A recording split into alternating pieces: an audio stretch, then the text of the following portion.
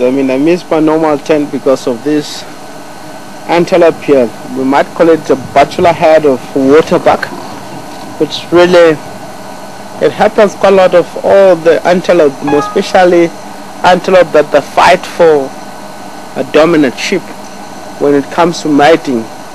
What they do, they isolate all the young males aside, even the weak males that they weren't able to fight and defeat the other male, and then it will become a dominant male. So really it will get kicked from the harem and they start to live their own life.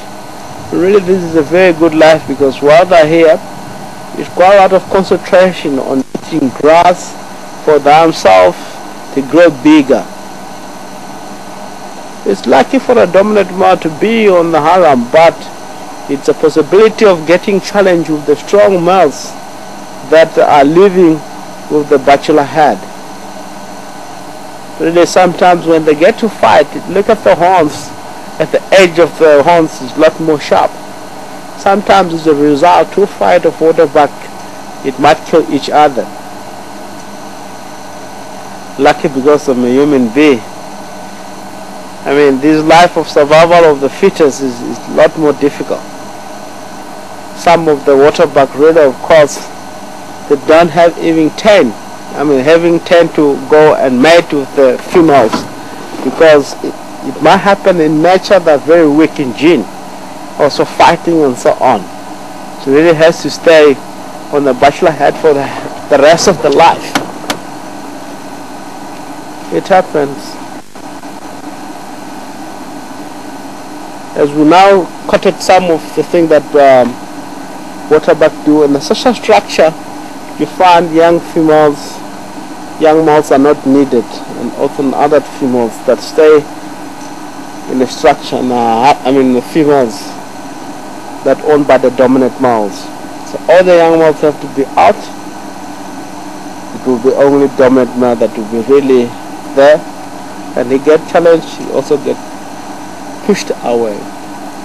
This species here, you normally find it that is one of the could be sub-adult. It's not a fully grown waterbuck, because really this animal grow very big. Really when we call it a bull, a neck, it might be twice the size of that one, but the set of horns on that youngster that we are now focusing on, it's a lot more beautiful. In the future it might be getting so much big and nice and lookable. So really this animal, it will be difficult to find them anywhere in the area. They concentrate in the area where there might be a water hole that always hosts water.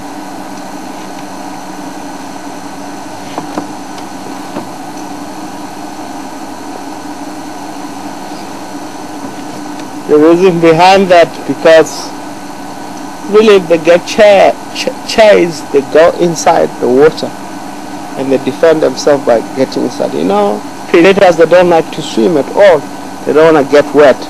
Reason why you find them, if they set back in the area, they use this road that we travel.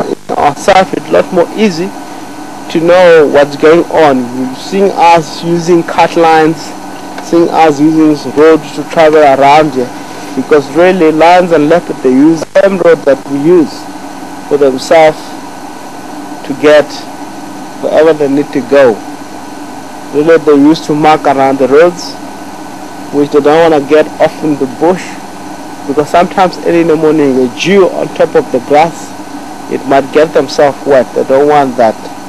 So getting to the water, lions and the leopard, it will be difficult seeing them getting to the water, unless it's a pressure for them to get inside the water. They can go inside the water, but normally you don't find them doing that. Hanging towards the water hole helps them quite a lot, because predators, they don't like water. They can be safe by that way.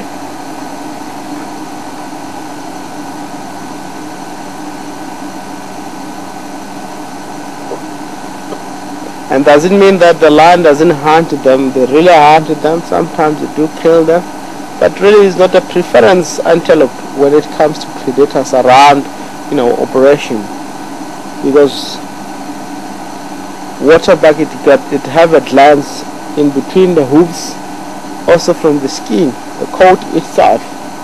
Really they protect themselves by putting those scent out, some substance like an oil that comes really on the skin. If you really get threatened in the area, seeing danger, they really do that. And in most cases, land doesn't want to go for them. If it's a zebra and waterbuck, they rather go for zebra and leave waterbuck in peace, because really they don't prefer the meat, but they can kill them and really eat them. Look like one coming from the facing point of the waterbuck, which we call east direction. It looks like he's gonna join these boys here. We'll see what's gonna happen. Yeah, it looks like it's a lonely bull too. Doesn't have females. The white color, I mean, on the side of the eyes is to have this animal to see better at night, because it's for an extra vision. Some of the antelope, bear in mind that some of them are really good at night. See, some are struggling. You can see even driving around there, putting light on them, they just freeze on one pole, or sometimes try to jump higher, getting away from the spotlight, but can't. And you'll notice that animal is very, very poor when it comes to light at night, or struggling to see at night. Let's carry on, and we're able to get to see them from the other side.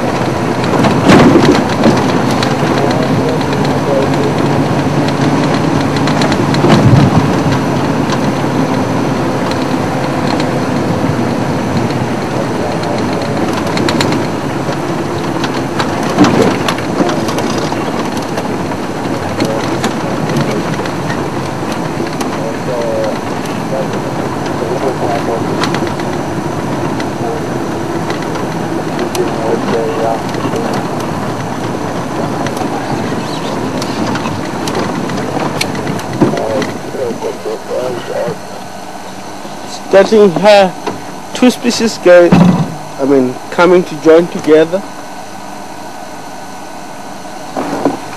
Which is the waterbuck that we're coming from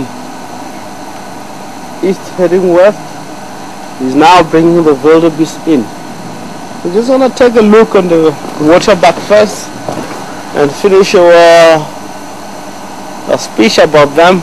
We'll come back to the zebra. We're not far from it. The more right of these animals.